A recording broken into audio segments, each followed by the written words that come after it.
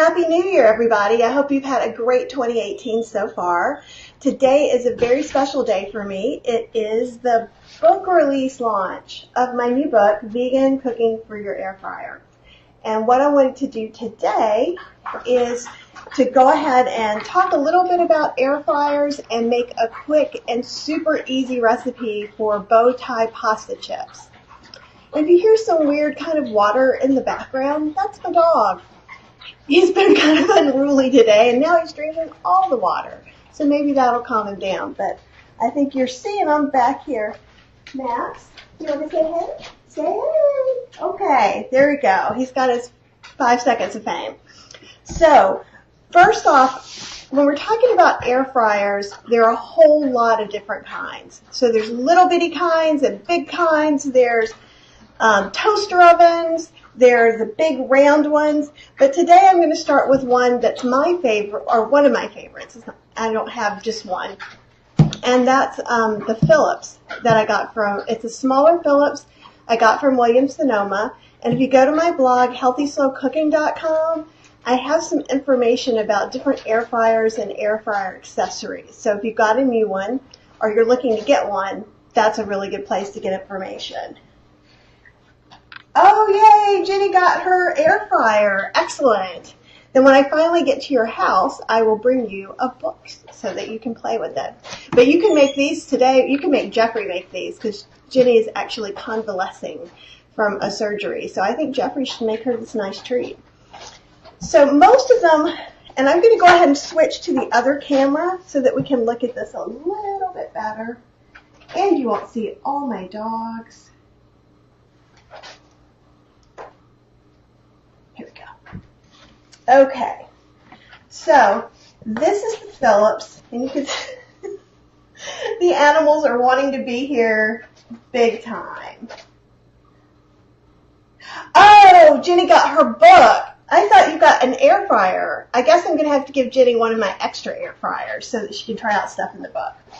So, okay, and I apologize for all the animal movement. So this is a Phillips. And it is, I got this one from Williams-Sonoma. You can get it on Amazon as well. If you get it at Williams-Sonoma, it comes with this little purse. So as you can see, and this is how most air fryers that are kind of this egg shape work. So basically, you've got a basket, and the Phillips has a wire basket. And then you have this thing that the basket goes in. With Phillips, they call this the starfish air circulator. So I think it helps the air circulate a little bit more. Up in here, let's see, can you even, let's see if I can do this. There we go. So you see there's kind of like a little heat element up here.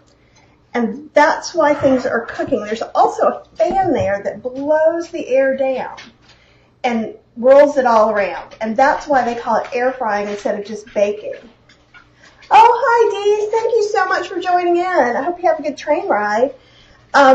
So what happens when you're doing some things that are really light, like kale chips, which are perfect to do here, what happens is it flies up here, goes and sticks in the burner, burns, and comes down in pieces. Well, what I could get for this is an already made lid. And notice that it has a lot of holes in it because you don't ever want to like block the airflow because that's not going to help you. If you don't spend the extra money to get the fancy one, you could go ahead. Actually, let's see if I've got an example. I'm not sure if this one will fit in this, but you can even put something that's oven safe on top as well. So see, this still has air holes so the air can flow, so that you're doing the same thing as you would with here, right? And so that makes things really easy. So you don't have to buy an extra fancy, expensive air fryer to be able to do this. To do kale chips. Another thing is it's not going to be exactly like deep frying. It's going to be a little more. It's in between oven baked and fried because it's not. What happens is a slow cooker and an Instant Pot actually has wet heat, and this has dry heat like your oven. So it's actually going to dry things out. You don't have to use oil to use it, but sometimes if you use oil, you might want to, because it will make things more moist, because you will find a drier product. So that's kind of like a little ways around this, and we'll talk a bit more. So what I'm going to make for you today, and hopefully, let's see, there we go. I'm working on a new setup too. It's very exciting. So these are whole wheat bow tie pasta that I cooked. And what you do is you cook them halfway. So I started with 2 cups, which is about a half a bag. They don't have to be whole wheat. And then we're going to use really 4 ingredients other than that. The first one is some Italian seasoning mix that I made. And I'll read that off to you. It is 1 tablespoon basil, 1 tablespoon oregano, 1 tablespoon marjoram, 1 tablespoon thyme, and 1 teaspoon dried rosemary, or a half a teaspoon ground. And I encourage you to use ground if you can, because I think it coats better. In this dish today, I am going to use an olive oil spray. So what you're going to see, and I want you to notice, is this one doesn't have any weird propellants. So if you use oil, you can find things that, let's see, just have olive oil and not any weird chemicals that make weird things happen. And let's see if I can move this. Well, Max is just going to stand there. So I guess as long as you're okay with the dog being in the kitchen, which you kind of have to be if you live here, then you'll get to see Max in all of his glory. So I'm going to go ahead and use this and spray some olive oil. If you are not a person who uses oil, if you're on a whole food plant-based no oil diet, you can spray aquafaba or chickpea liquid. The only reason, there are 2 reasons with the pasta chips actually. I want them not to stick together, because pasta tends to stick together, right? And I may put just a little extra because I made this pasta ahead of time. And I'm not sure if I told you this before, so I took the 2 cups of pasta and I cooked them half of the cooking time. So I didn't want them to be all mushy, but I don't want them to be, super crunchy at this point. Okay, so I just sprayed some oil in. Now I'm going to go ahead and put like about a tablespoon of nutritional yeast and about 1.5 teaspoons of this Italian seasoning mix. And you can make this any flavor. In the book I have a barbecue seasoning blend. I've got a dill seasoning blend. I've got a lot of different blends. So, and you can do that with potato chips, with these chips, and it just makes it easy. What I do is I go ahead and, like you saw when we did some spices, is I put it in a jar and I just keep it, so I don't have to think about it. I'm also going to put in some salt. If you don't use salt, don't put it in. These are your chips, and you can make them however you want. What I love about these is they get nice and crunchy, and also they remind me of Cheez-Its.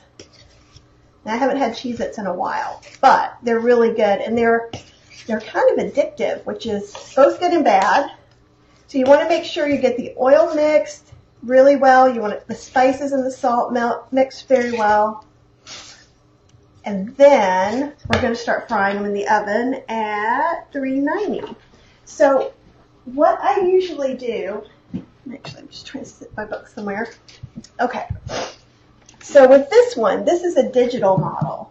So some of them are not digital, and that's okay. It doesn't matter at all. And in fact, between one digital model and another, oftentimes you will be able to select different temperatures. So for this one, I'm going to turn it on. That's my temperature. I want to go to 390, right? There's no 390 on this one. So 400 is fine. It's close enough. Why are they different? I have no idea. I wish I could tell you. But I'm going to go ahead and do 4 minutes instead of 5 minutes. So we're going to pull the basket out. Since this is a small basket, I'm probably going to do this in 2 sets. This is the size basket from an extra large. And so you can kind of see that this would probably fit in there. And air fryers vary from, and this one is even smaller than this one. This is the basket from a Cook's brand that I got at JCPenney for $19 over Black Friday because I wanted to try it out. If you've got one of these less expensive on sale air fryers, one of the things that you really want to make sure that you do is go ahead and bake off some of the smell off of the coating because it smells like chemicals. And that doesn't happen in all, like with the Go-Wise and the Philips, I didn't have to do that. However, with this one, I think I baked it for like 15 or 20 minutes just all by itself and let that smell go, and now it's fine. So if you found yourself a great deal, which I hope you did, just make sure to go ahead and do that. So I'm going to put, let's see, they can be on top of each other a little bit, but you don't want, the more that you have things in a thinner layer or a straight line, the quicker that it'll cook. So let's put this guy on for 4 minutes.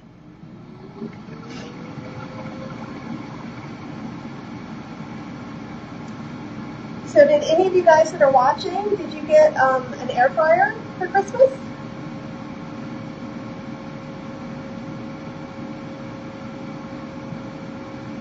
Okay, if anybody who's watching got an air fryer or has an air fryer, please comment with the brand, model, and size that you have, so that way I can get an idea of what different people have, and I will try and demo in more of them. Soon I'm actually going to go ahead and do just an air fryer kind of tutorial, I guess, talking about the different sizes that I have, and we're going to try a little experiment by cooking things and seeing what happens. Now, let me see if I can find one of the other ones to show you now.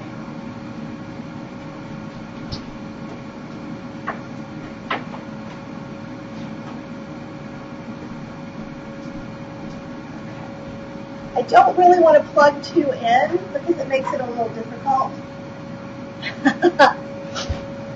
My friend Dawn, who signed in as me, is saying that I got her the large Go-Wise. Okay, Debbie, yeah, it's either Dave or Debbie. You have a Philips extra large, and that's what this came from. The extra larges are really good for families of 3 to 4 because you can hold more food. You can cook the same amount of food in a smaller one. You just have to do it in multiple batches. So what you'll find when you look at the cookbook, and when it hopefully it's in your mail today, if you haven't gotten it already, is that I will say you may have to do this in multiple batches depending on the size of your air fryer because there are just so many different sizes. Oh, and Dee has the largest Go-Wise, and that's the one that I gifted my friend Dawn so she could test in it, and it's like a 5-quart. One of the weird things is, too, like Philips talks about pounds of food. Everybody else talks about liter. Now Dawn's coming out of herself.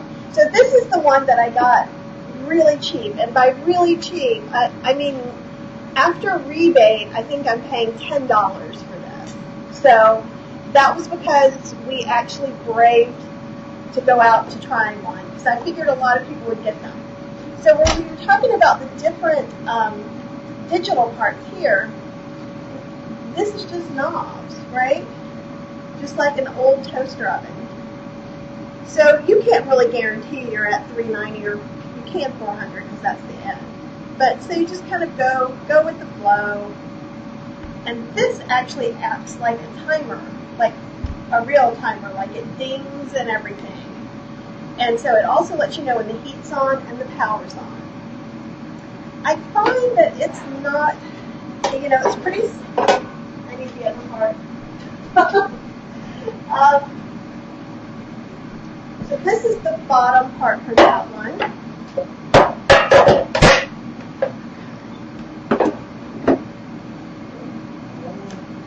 And that is my dog. similar. And so with this one, and with some of the Go Wise ones as well, they'll have something like that. No. Sorry, not no to you, no to Crazy Puppy. So what I'm going to do, what you have to do is move this to be able to get to the button that lets you remove that basket. Okay. So the first 4 minutes is gone with our bow tie chips. So okay. So you can see that they're a little drier. I'm going to go ahead and mix this up. You can also, when people are talking about shaking it, they really just mean shake this, right? Definitely not crispy enough, so we're going to put it in for another 4 minutes. Okay. And let me show you the extra large one. My extra large is way dirtier. This is what I did a lot in my testing in. And you'll see that with the extra large Phillips, some of the things look similar, some of them don't. This actually has the pull-out. And this is interesting. So this is like the bottom of the ones that we've looked at before, right? But it's on this kind of attached thing. So it just sits in like that. Then the larger basket sits on top of that. And again, this one I actually got inexpensively on Amazon warehouse sale. And I would always go look there. So usually those are refurbs or returns. But these were costing about $400 and I paid $200. The same thing, these were about $300, the small one, because it's a newer model. But with coupons and some different things, I was able to get it for, I think it was like $175. So that was pretty good. So air fryers vary widely in prices, and you don't have to have the expensive one to be able to do what you want to do.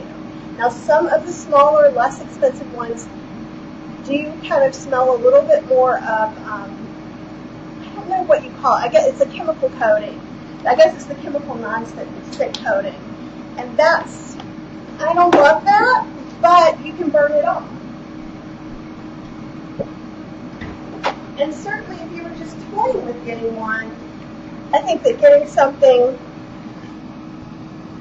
like the smaller ones would do really well. Do any of you guys have suggestions about what you made first in your air fryer?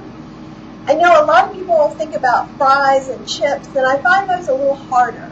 You can totally do them, so I'm not trying to discourage you. The air fryer does frozen French fries, tater tots, anything like that amazingly well. If you're going to make your own French fries, what you have to do is you have to soak them and then dry them. And so that's a little bit of a pain. So if you're really wanting fries immediately and you do oil, you might want to get some healthier version of frozen French fries. Now, with that said, in the book, Vegan Cooking in your slow cooker, in your air fryer, too many appliances in my head, I actually give you a recipe about how to make your own frozen fries. So that way what you do actually is you soak them, you parboil them, you dry them, and then you freeze them in a sheet and put them in a bag. And it's a little bit of a pain, but that means you can have them salt-free, oil-free, you can season them any way that you want, and that's awesome. And Dawn's saying she made tofu, and it makes the best tofu. There must be somewhere. Let me see if I can let them outside.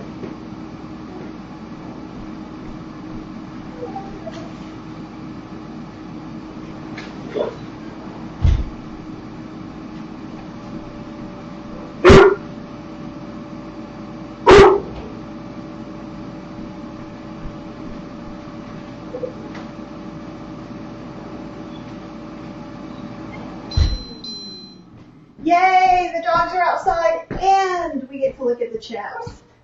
Sorry for all the doggy drama today. Okay.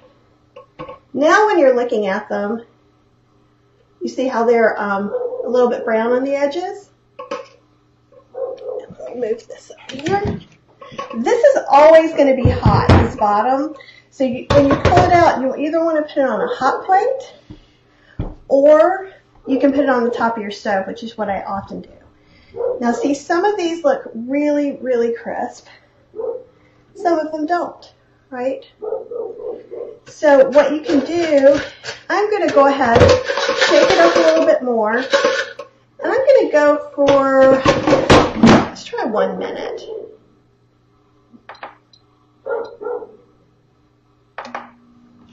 And I think 1 minute will really do it. But so we were talking about tofu before I was rudely interrupted by bad puppies. One of the things I really like doing is using the super firm tofu, because you don't have to press it, so it can be a last minute thing. So I cut it up into cubes. You can coat that with a little bit of cornstarch and then just put it in. So that's going to be plain tofu. What I use that for is I actually will make a stir fry in the sauce on the stove and then add that fried tofu. And the cornstarch on it can help thicken up the whole mixture, making it seem a lot like what you get in an Asian restaurant. Here's another thing to know. I can pull this out at any given time and shake it. And so what you can't see at home or smell at home is I could smell that these were smelling like they were done. And I think they're a lot more even now. So that was just a little under a minute. Ooh, so Dee actually made sweet potato chunks with skin and then used veggie chorizo and onion. Fried them up with veggie chorizo and onion. That sounds really good. Did you do the frying also in your air fryer, or did you use your stove for that? Is what I want to know. So, and see, it's not quite there. So what I do is I would go and look and see if there's any that maybe can't take it anymore.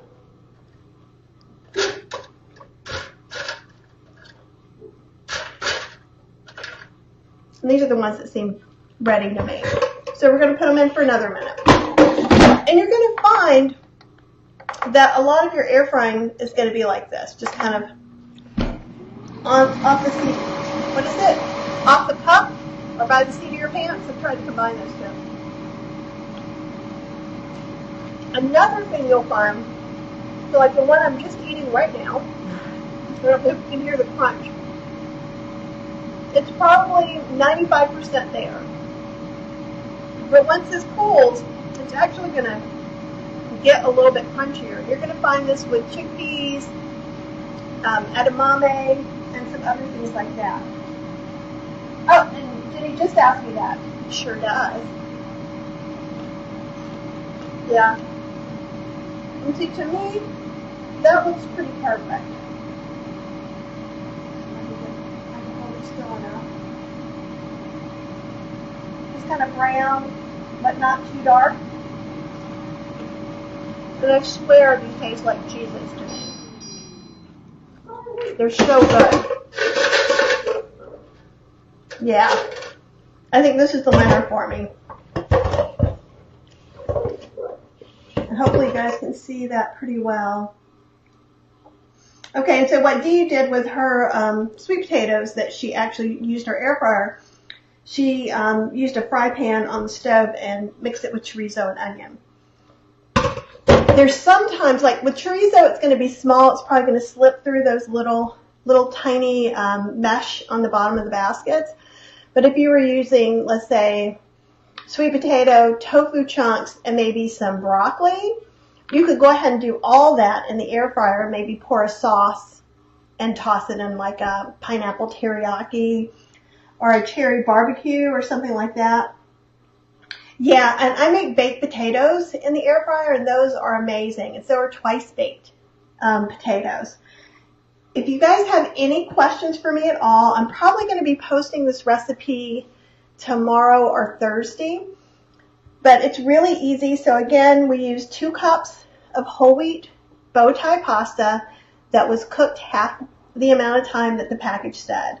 We used a tablespoon of olive oil. You could use a tablespoon of aquafaba to make this oil-free. A tablespoon of nutritional yeast and 1.5 teaspoons of Italian seasoning. So you probably don't even need to see a recipe, and you can make them today. But if you really need the recipe, leave me a note, and I'll see what I can do about getting it moved up for you. Okay? So happy book release day, and happy 2018, and I hope it's going to be an amazing year for all of us, and thanks so much for joining me.